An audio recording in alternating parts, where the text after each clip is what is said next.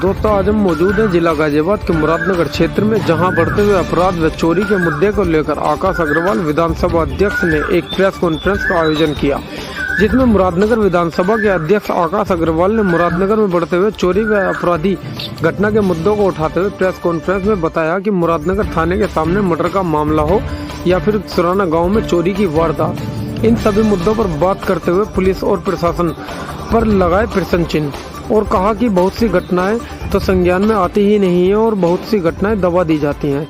इस पर चिंता जताते हुए उन्होंने कहा, अगर हम एनसीआरबी के आंकड़ों की बात करें तो 2012 और 2017 से अभी तक के आंकड़े महंगाई, बेरोजगारी, महिलाओं का उत्पीड़न, दिन दहाड़े चैन स्नैचिंग, बिजली विभाग की लापरवाही और इन कारणों से बहुत से लोगों की जान जाना, क्या यही है अच्छे दिन?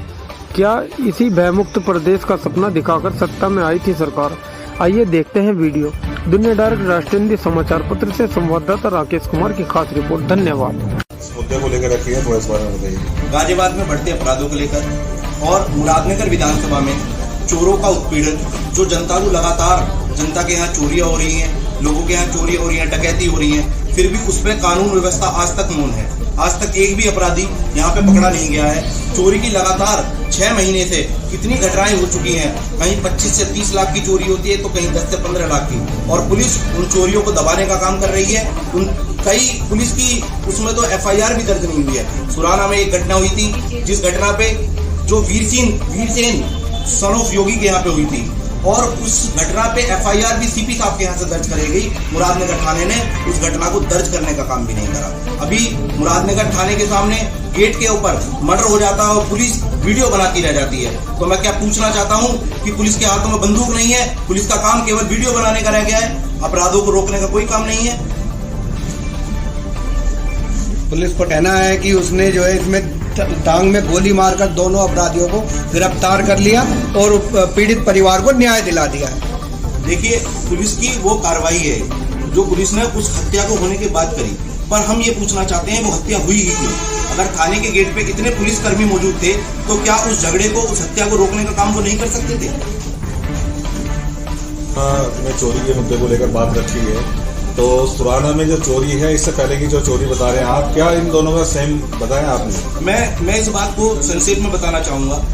दिनांक 29/5/2025 सुबह 2 से 3 बजे के बीच में सुराना गांव में 2 चोरियां होती हैं, और यह चोरी जो रामवीर यादव के यहाँ, जिनके यहाँ लगभग 50 लाख के आसपास की चोरी हुई है, और दूसरे पक्ष के यहाँ पे 1 से 1.5 लाख की चोरी हुई है। और ये इसी ढंग से 25/2/2025 में योगी सन ऑफ वीर सिंह के यहाँ चोरी हुई थी। अगर वो चोर पकड़ लिए जाते तो क्या ये चोरी दोबारा होती? ये नहीं होती चोरी। और इसी संदर्भ में गांव ढिडोली, काकड़ा, ढिंडार, कैराजपुर और सुराना मंदिर के पुजारी, जिनको बांधकर डकैती हुई थी, 5 से 6 लाख की लूट हुई थी और उन्हें पूरी रात बांध के रखा गया था, वो चोर और डकैत भी आज तक नहीं पकड़े गए हैं। और इसके बाद भी चोरों को पकड़ा नहीं जा रहा है। सिर्फ एक मुद्दा आता है, दूसरी चोरी हो जाती है, फिर तीसरी चोरी हो जाती है, और उसके बाद वो मुद्दा परत पे परत चढ़ती जा रही है अपराधियों। अब जो जिस तरीके से पुलिस की व्यवस्था, गश्ती को लेकर सवाल उठते हैं, गश्त भी करती है पुलिस, इन मामलों को लेकर आप क्या सवाल कर रहे हैं? पुलिस की गश्त को लेकर मैं कल रात एक वीडियो देख रहा था। उस वीडियो में चोर जनरेटर लेके आगे जा रहा था और पुलिस की गश्त की वैन उसके पीछे चल रही थी, शायद सिक्योरिटी देने के लिए चल रही होगी। किस जगह का मामला है ये सेंसर पाल जी है, राधेश्याम फेज 3 में, उनके यहाँ का मामला है, जिनका जनरेटर चोरी हुआ था। पुलिस स्कूटर पे या उसको चोर स्कूटर या मोटरसाइकिल पे जनरेटर लेके जा रहा था, जिसके पीछे पुलिस की गश्त वैन चल रही थी, और उन्हें ये भी नहीं पूछने का है कि ये आप कहां से लेके जा रहे हो। अगर रात को कोई घटना हो रही है तो पुलिस नहीं पूछेगी तो कौन पूछेगा? भाजपा सरकार महिलाओं की सुरक्षा की बात करती है, तो एक समाज सेवी महिला दमयंती सिंह जी, उनके घर के आगे से सुबह 6 बजे चैन स्नैचिंग हो जाती है और वो अपराधी भी आज तक नहीं पकड़े गए। आप इस शासन प्रशासन की व्यवस्था देखिए, यहाँ पे चाहे बिजली विभाग के मुद्दे हों। अभी मैं आज अवर उजाला में एक वो पढ़ रहा था, जिसमें स्ट्रीट लाइट के आगे से तार निकल रहे हैं और उससे हजारों लोगों की जान जाने का खतरा है, परंतु बिजली विभाग जब जान चली जाती है तो भागा डोलता है। इससे पहले वो कोई कार्य करने का काम नहीं करते। तो मैं बिजली विभाग को भी ये कहना चाहूंगा कि अपने कार्य प्रणाली में सुधार करे। और एक मुद्दा और मैं चोरी का लाना चाहूंगा। यहाँ पे जलालाबाद में 11,000 की लाइन चोरी हो जाती है और 3 बार LT की लाइन चोरी हुई है, जिसमें आज तक भी चोरों को नहीं पकड़ा गया, और ये लगातार 3 महीने में चौथी घटना है। मुझे नहीं लगता 11,000 की लाइन को पकड़ने का दुस्साहस कोई चोर कर सकता है अगर कोई मिली भगत ना हो। लेकिन पुलिस प्रशासन का कहना है तो जीरो टॉलरेंस पे जो भी अपराध हो रहे हैं उनको खोल रही है, जल्दी उनका निस्तारण कर रही है।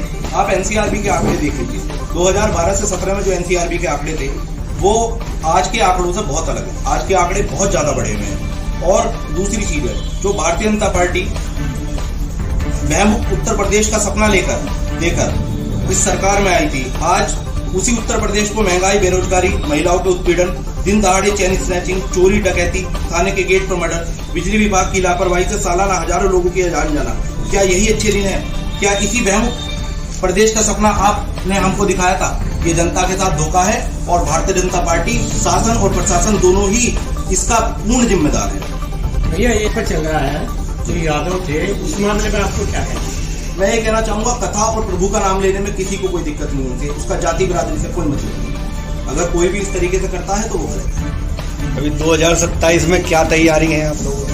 2027 में समाजवादी पार्टी जनता के मुद्दों को उठाने का काम करेगी 27 तक, और 27 में एक मजबूत चुनाव लड़के एक पीडीए को साथ लेकर, और पीडीए में सिर्फ पिछड़ा, दलित और अल्पसंख्यक ही नहीं आता, पीडीए में वो लोग भी आते हैं जो सरकार के सताए हुए हैं, अगड़ा वर्ग भी आता है, इसमें उत्पीड़न, महिलाओं का जो उत्पीड़न हो रहा है वो भी आते हैं। तो हम सभी को साथ लेके चलेंगे और सरकार बनाने का काम करेंगे। पुलिस के बड़े अधिकारियों से लगातार बात होती रहती है। अगर कोई मुद्दा थाना स्तर पर सोल्व नहीं होता है तो वो डीसीपी स्तर पे या सीपी स्तर पे जाकर कराना पड़ता है। और हमें इसी चीज का दुख है कि अगर आम जन अपनी शिकायत को लेके जाएंगे तो वो थाने में, चौकियों में किस तरीके से जाएंगे? हर आदमी तो डीसीपी साहब के पास और सीपी साहब के पास नहीं जा सकता। कोई समाज सेवी होगा वो ले जाएगा डीसीपी साहब के पास। पर दिक्कत ये है कि पुलिस थाना स्तर पे उस चीज को सॉल्व करने की कोशिश क्यों नहीं करती? आप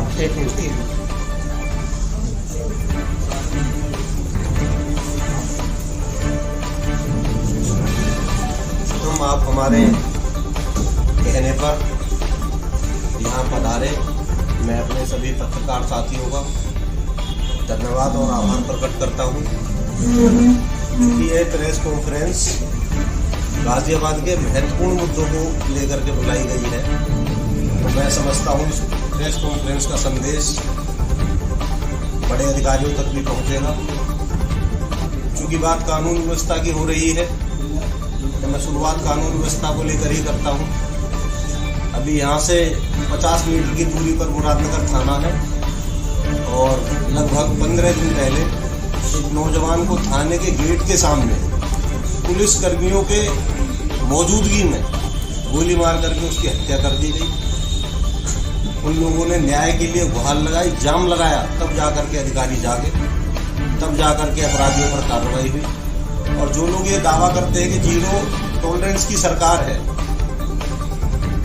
उन लोगों को बता देना चाहता हूँ आज के समय में अपराधी बिल्कुल बेखौफ है और बेखौफ होकर करके अपने वारदातों को अंजाम दे रहे हैं।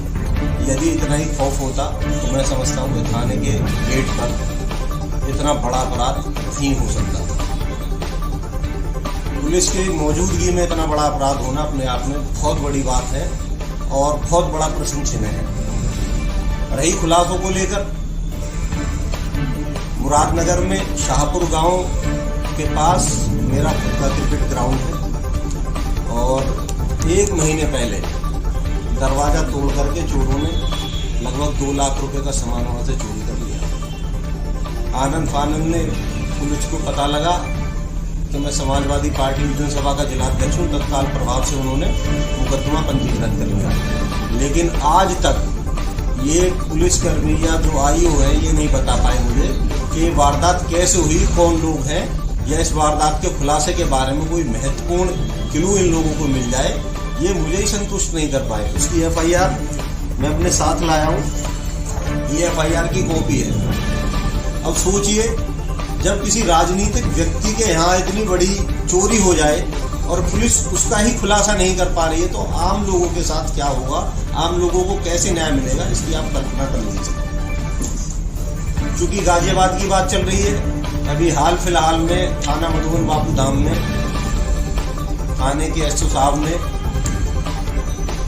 पत्रकारों की भरी मौजूदगी में एक हमारी महिला पत्रकार हैं, हमारी बहन अपूर्वा चौधरी, उनके साथ दुर्व्यवहार किया।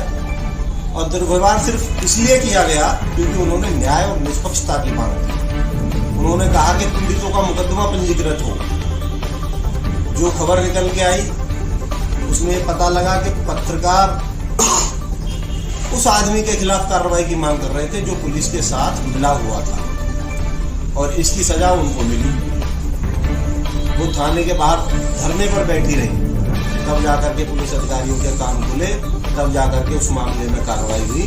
और एसओ पर कार्रवाई को लेकर के 1 दिन का समय बड़े अधिकारियों ने दिया है, और अब 1 दिन बाद आप देख लेना क्या कार्रवाई होगी उस मामले में। ज्योति जी, जिस तरीके से पत्रकारों के साथ अभी हाल फिलहाल में प्रेस कॉन्फ्रेंस भी हुई थी, राजशेखर जी जो है अमलेश नगर, उनके दौरान भी एक महिला ने अपनी बात रखी थी, जिसके दौरान जो है जब महिला ने वहाँ बात रखी तो उसके तुरंत बाद जो है वहाँ कार्रवाई हो गई। हाल फिलहाल जिस तरह से पत्रकारों के साथ अधिकारियों का व्यवहार चल रहा है, उसको लेकर आपकी सरकार या आपका क्या नेतृत्व है? देखिए, हमने हमेशा पत्रकारों का सम्मान किया है, और आने वाले समय में भी हम राष्ट्रपति से अनुरोध करेंगे कि पत्रकारों के लिए एक एक्ट बनाया जाए जिसमें इनके दुर्व्यवहार करने वालों के खिलाफ सख्त से सख्त कार्रवाई हो। क्योंकि पत्रकार संविधान का एक महत्वपूर्ण स्तंभ है। पत्रकार न्याय की आवाज उठाता है, पत्रकार पीड़ितों को न्याय दिलाता है, और पत्रकारों के साथ ही यदि ऐसा व्यवहार होगा तो मैं समझता हूँ कि उत्तर प्रदेश किसी भी तरीके से उचित नहीं है। रही बात उत्तर प्रदेश सरकार की, तो उत्तर प्रदेश सरकार अभी हाल फिलहाल में 27,000 सरकारी स्कूलों से ज़्यादा स्कूलों को मर्ज के नाम पर बंद करने जा रहे हैं। ये आपके और हमारे बच्चों के भविष्य को अंधकार में झोंकने का एक बहुत बड़ा फैसला है। मैं आपसे अनुरोध करूंगा कि इस फैसले के खिलाफ ज़्यादा से ज़्यादा लोगों को जागरूक किया जाए, हमारी बात ज़्यादा से ज़्यादा लोगों तक पहुंचाई जाए। क्योंकि इस फैसले को लेकर के मैं अभी पूरे गाजियाबाद में एक बड़ा आंदोलन करने जा रहा हूं, और मैं सरकार से ये सवाल करना चाहूँगा कि यदि कोई व्यक्ति मुरादनगर में रहता, मुरादनगर कस्बे में रहता है, और उस स्कूल में 50 बच्चे पढ़ते हैं, उन 50 बच्चों के स्कूल को बंद कर करके 4 किलोमीटर और आगे कर दिया जाएगा, तो वो छोटा बच्चा जो जिसकी उम्र बात 7 साल है, 8 साल है, 9 साल है, 10 साल है, वो कैसे वहाँ पहुँचेगा? इससे कहीं ना कहीं निजी जो प्राइवेट स्कूल हैं उनको फ़ायदा मिलेगा। लोग दूर जाने के बजाय प्राइवेट स्कूलों में दाखिला कराने के लिए सोचेंगे। इससे शिक्षा का व्यापार बढ़ेगा, लोग फीस महंगी करेंगे, किताबें महंगी करेंगे, ड्रेस महंगी करेंगे, जिसका वो सीधा आम आदमी का गरीब